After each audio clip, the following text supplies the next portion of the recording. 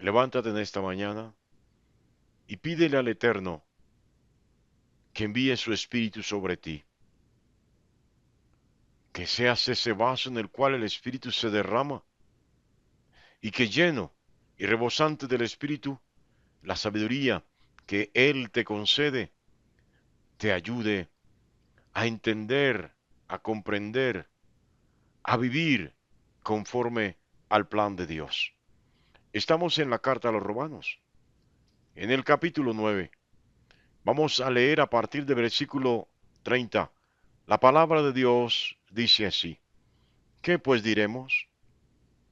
Que los gentiles que no iban tras la justicia han alcanzado la justicia, es decir, la justicia que es por fe. Mas Israel, que iba tras una ley de justicia, no la alcanzó. ¿Por qué?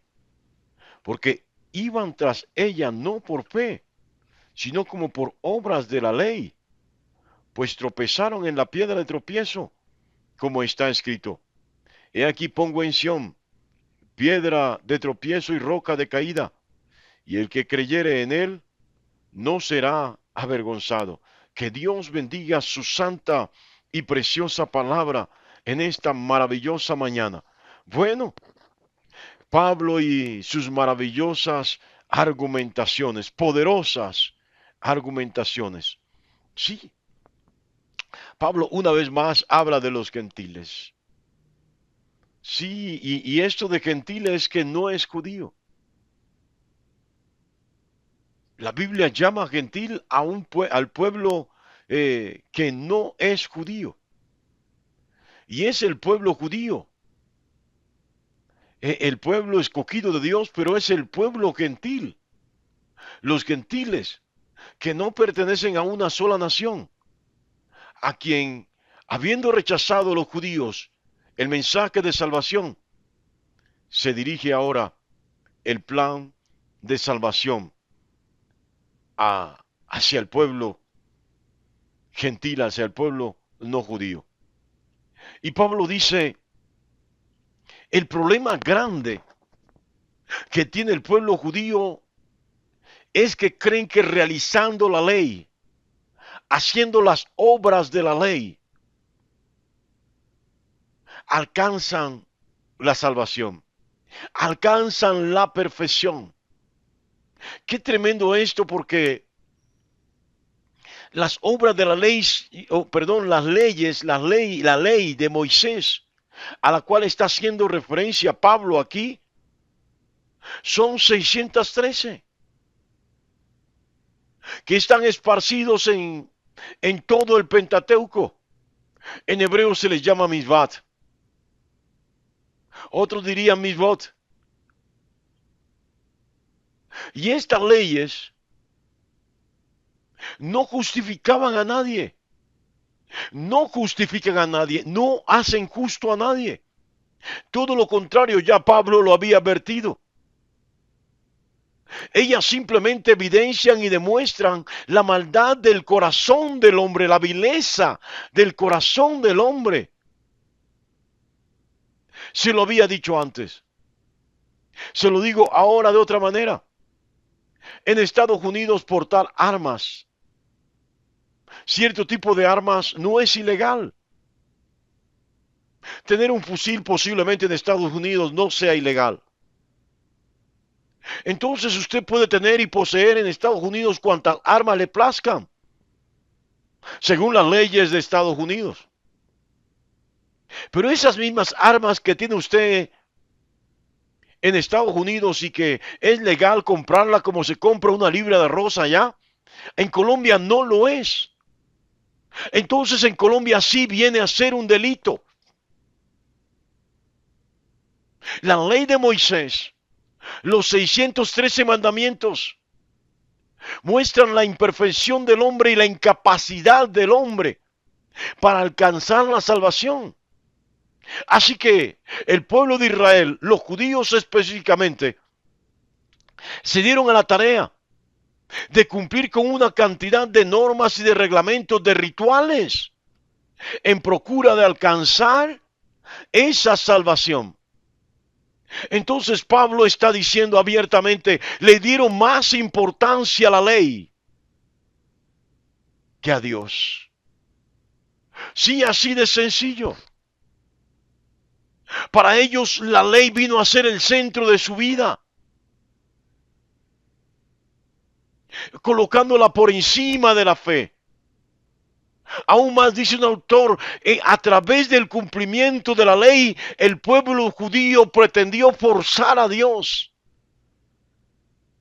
Bueno, Pablo lo dice en este mismo capítulo, a Dios no se le fuerza, a Él no se le puede obligar a nada. Él es soberano, Él es todopoderoso. Así de sencillo. Entonces ellos pretendían que mediante el cumplimiento de la ley, Dios estuviera forzado, obligado a obrar en favor de ellos. Por eso Pablo insiste en un tema fundamental para el creyente. Sea judío o gentil, sea lo que sea, es fundamental que el que quiera servir a Dios, el que quiera tener una relación con Dios, el que quiera acercarse a Dios, no lo haga mediante rituales, no lo haga mediante preceptos, mediante normas, mediante leyes, lo haga mediante la fe. Así de sencillo. No sé si comprendió esto. Por eso yo lo había advertido antes. Santiago dice que no es por obras, sino por fe la salvación. Y Pablo también lo dice, es por fe, no por obras. Esto en relación con la ley de Moisés. ¿Por qué? Porque el pueblo judío pretendía acercarse a Dios mediante las obras de la ley, no por fe. Y Pablo insiste en esto, Abraham fue salvo, no por las obras de la ley. La ley no existía en los días de Abraham. Abraham fue salvo por fe y es mediante la fe que se alcanza la salvación. Pero aquí el punto esencial. ¿La fe en quién?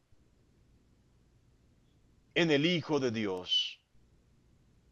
Así de literal. Y es por esta fe en el Hijo de Dios que el hombre, sea judío o no, viene a ser justificado, viene a ser justo. Yo no sé si está comprendiendo en esta mañana, pero estamos ante una palabra. Óigalo bien, que me está diciendo que muchas veces estamos pretendiendo hacer cosas para estar bien con Dios u obligar a Dios a que nos favorezca, pero sin tener la fe suficiente. Es decir, mi obrar, tu obrar, debe ser el resultado de una fe consecuente. En otras palabras, tus obras sin fe no tienen sentido. Y tu fe sin obras, como dice Santiago, tampoco tienen valor. Así de sencillo. Pero mis amados, aquí el problema es que muchos hemos tomado comportamientos, actitudes, acciones con el propósito, yo lo voy a decir, de la autocomplacencia religiosa. En otras palabras, bueno, voy a la iglesia y me siento salvo. Diezmo y ofrendo y me siento salvo. Porque diezmo Dios me salva. Bueno, yo te voy a decir, el hecho de que diezmes no te hace salvo.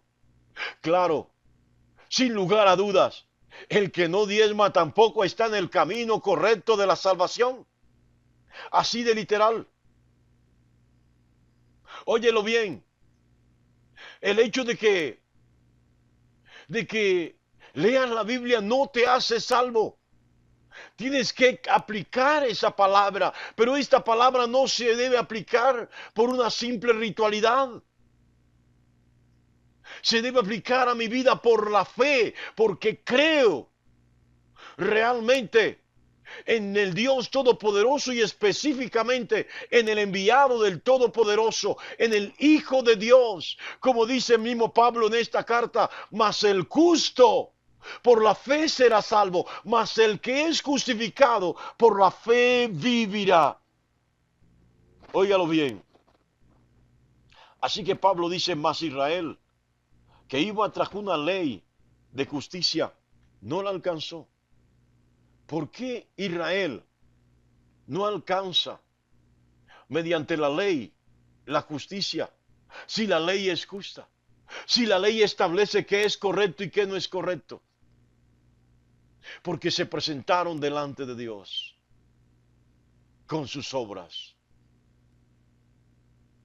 con su integridad religiosa, mas no con la integridad espiritual. Oh, yo no sé si acaba de entender esto. Sí. Es por eso que Dios dice que de lo vil, Él hace algo precioso. Cuando lo vil se acerca a Dios, cuando lo inmundo se acerca a Dios, sin intención de pretender ser mejor que nadie. Óigalo bien. Cuando mira lo puro, lo limpio, lo santo y quiere y anhela eso puro, eso santo, quiere ser como eso puro, como eso santo, como eso perfecto, reconociendo su contaminación, reconociendo su inmundicia, su mugre, su suciedad, su pecado, su maldad. Es allí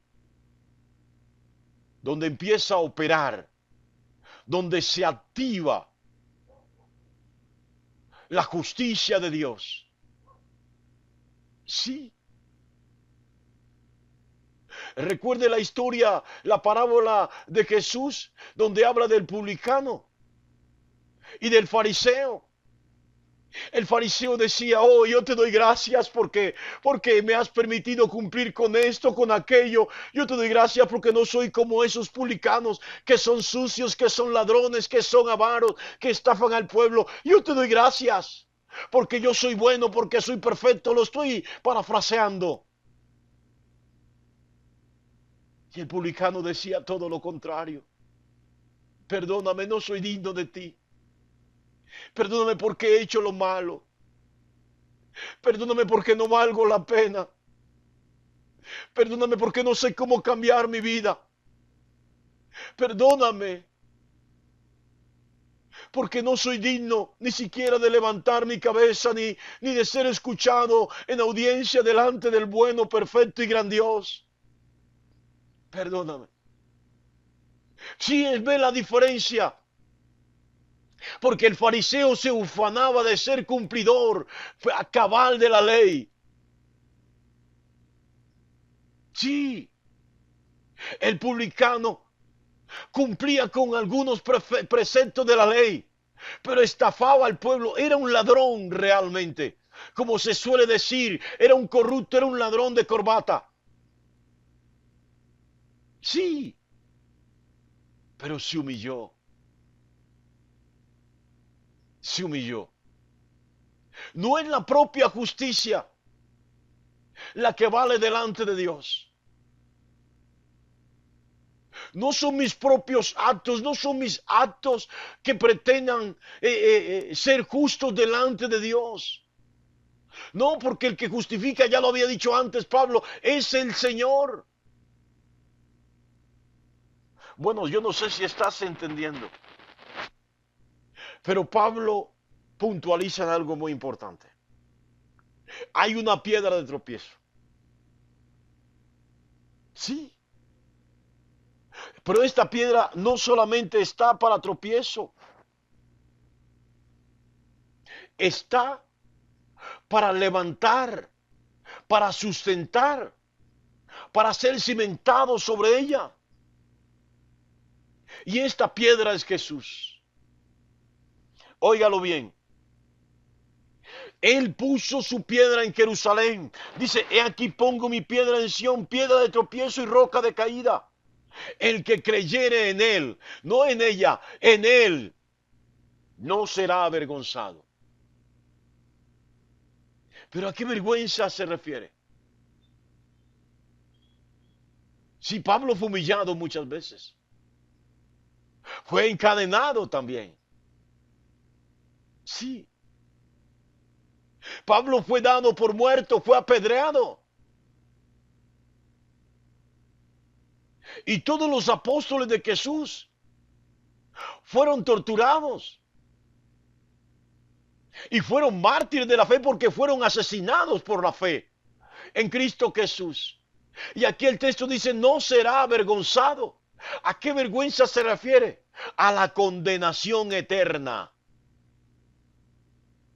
¿Recuerdan que Jesús dijo, algunos vendrán en mi nombre diciendo, Señor, en tu nombre hicimos milagros, hablamos lenguas, echamos fuera, hicimos tantas cosas? Y Jesús le dice, apartaos de mí, hacedores de maldad, no os conozco, apartaos al fuego eterno. Esa es la vergüenza eterna, la condenación eterna.